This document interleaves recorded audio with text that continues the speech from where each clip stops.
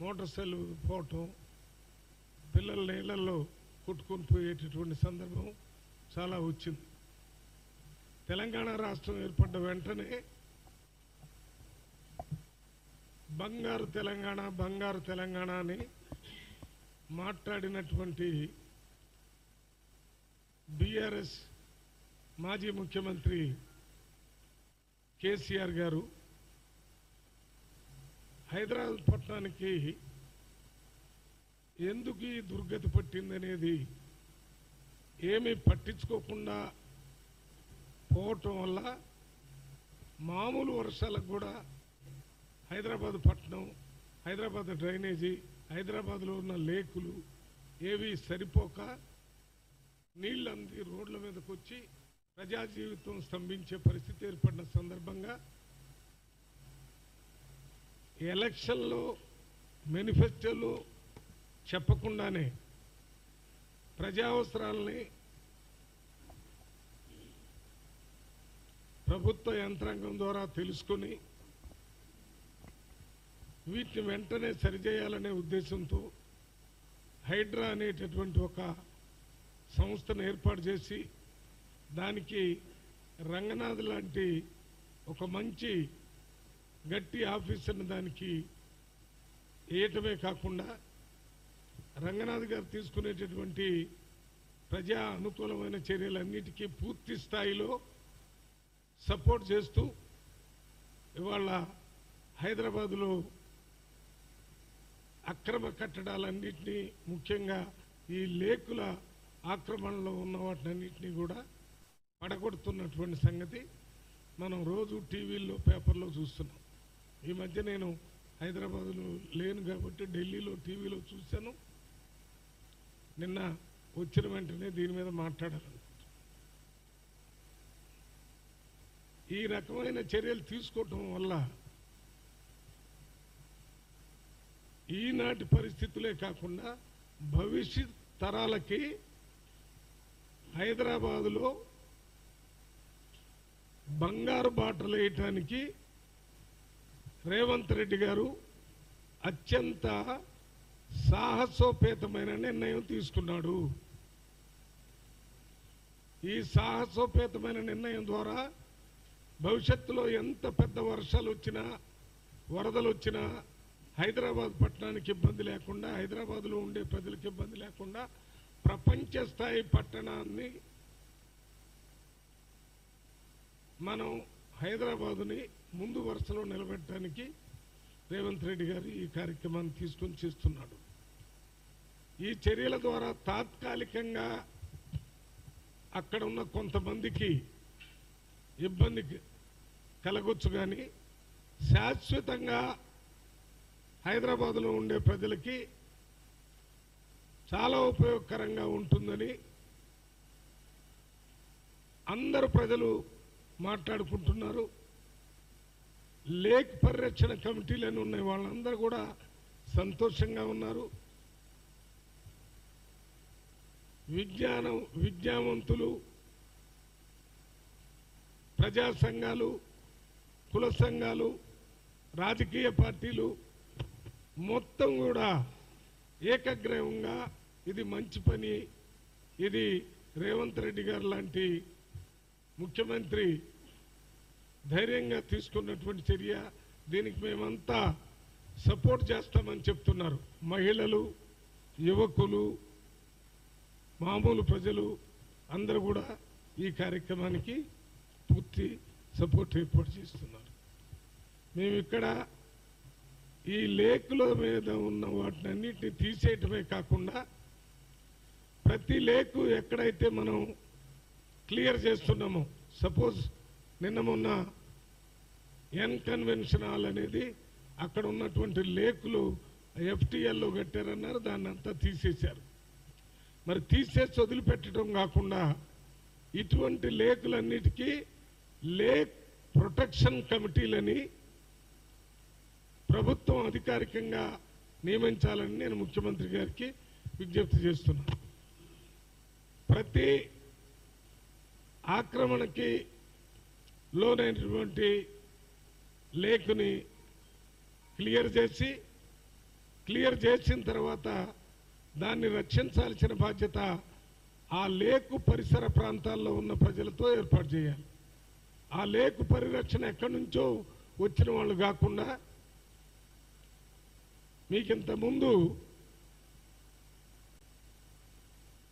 అడవి పక్కలో ఉన్నటువంటి గ్రామాల్లో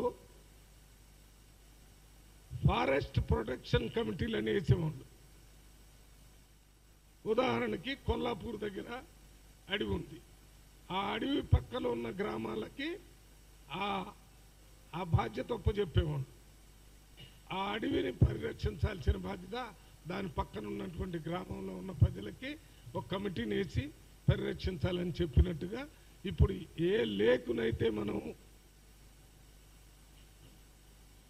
మంచిగా చేసి ఆ రకంగా ఉండాలనుకుంటున్నామో అధికార యంత్రాంగంతో పాటు ప్రజల యొక్క భాగస్వామ్యం కూడా దాంట్లో ఉండాలంటే లేక్ పరిరక్షణ కమిటీల్ని అన్ని చోట్ల వేయాలని, ఇది హైదరాబాద్ పట్టణాన్ని ఇంకొక 100 ఏళ్ల దాకా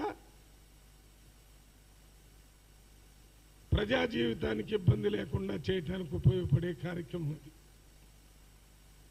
హైదరాబాద్లో ఏ రకంగా అయితే లేక్ పరిరక్షణ కమిటీ హైడ్రా ద్వారా చేస్తున్నారో అదే రకంగా 33 జిల్లాలకు కూడా ఈ లేక్ పరిరక్షణ కార్యక్రమాన్ని ఏర్పాటు చేయాలని ముఖ్యమంత్రి గారికి విజ్ఞప్తి చేస్తున్నాను. ముఖ్యంగా మా నాగర్ కర్నూలు పట్టణంలోనే ఎన్నో ఉద్యమాలు జరిగినాయి.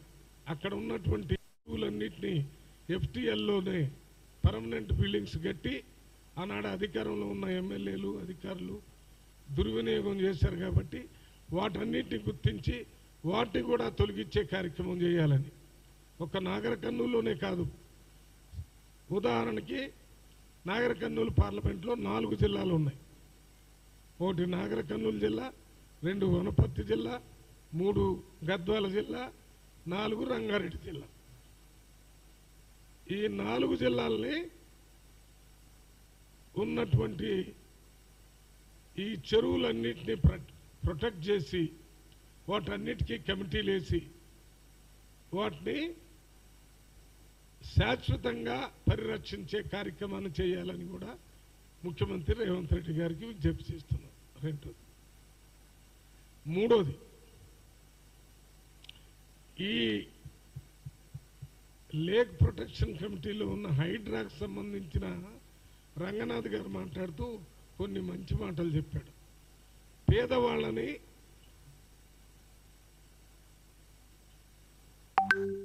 గుడిసెవాసులు ఎవరైనా ఉంటే వాటిని తొలగించడానికి కొంత టైం ఇచ్చి బాధ్యతాయుతంగా చేస్తాము, అక్కడ వాటిని ఇష్టం వచ్చినట్టు చేయమని చెప్పారు. అదొక మంచి కార్యక్రమం. పేదవాళ్ళని దృష్టిలో పెట్టుకుని ఈ కార్యక్రమం చేస్తున్నాం. అక్కడ తొలగిస్తారు, కానీ అదే రకంగా కాలేజీలు స్కూల్స్ ఏదైనా లేక్ ఎఫ్టీఎల్లో కట్టినట్టు గుర్తిస్తే ఇప్పుడు కాలేజీస్ స్కూల్స్ అక్కడ నడుస్తున్నాయి కాబట్టి వాటిని పడగొడితే విద్యార్థుల చదువుకు నష్టం జరిగింది. కాబట్టి సెలవులు వచ్చేంత వరకు ఆ యాజమాన్యానికి దాన్ని మార్చుకోవాలని చెప్తాం. ఒకవేళ వాళ్ళు మార్చుకోకపోతే సెలవులు వచ్చిన తర్వాత కూలగొడతామని చెప్పారు. దీన్ని కూడా మేము స్వాగతిస్తున్నాం.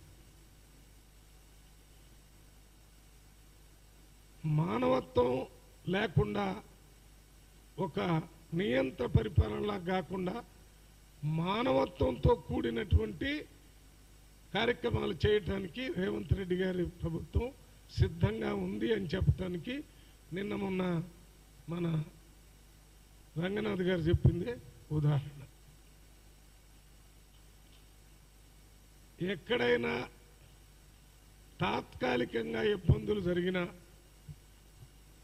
శాశ్వతంగా ప్రజలకు పెద్ద ఎత్తున ఉపయోగపడుతున్నాయి. కాబట్టి ఏ రకంగా అయితే ఇరిగేషన్ ప్రాజెక్టు కట్టేటప్పుడు స్థానికంగా ఉండేటటువంటి చిన్న సన్నకారు రైతులకి ఇబ్బంది కలిగినా లక్షల ఎకరాల భూముల్లో ఇరిగేషన్ ఫెసిలిటీసు మంచినీళ్ళ అవకాశం కలుగుతుంది కాబట్టి ఆ ప్రాజెక్టుని ఏ రకంగా తీసుకొని ప్రభుత్వం ముందుకు పోతుందో ఈ లేక్ ప్రొటెక్షన్ వల్ల తాత్కాలికంగా కొంతమందికి నష్టం జరగవచ్చు, తప్పదది. వాటిని మనం భరించాల్సిన అవసరం ఉంది.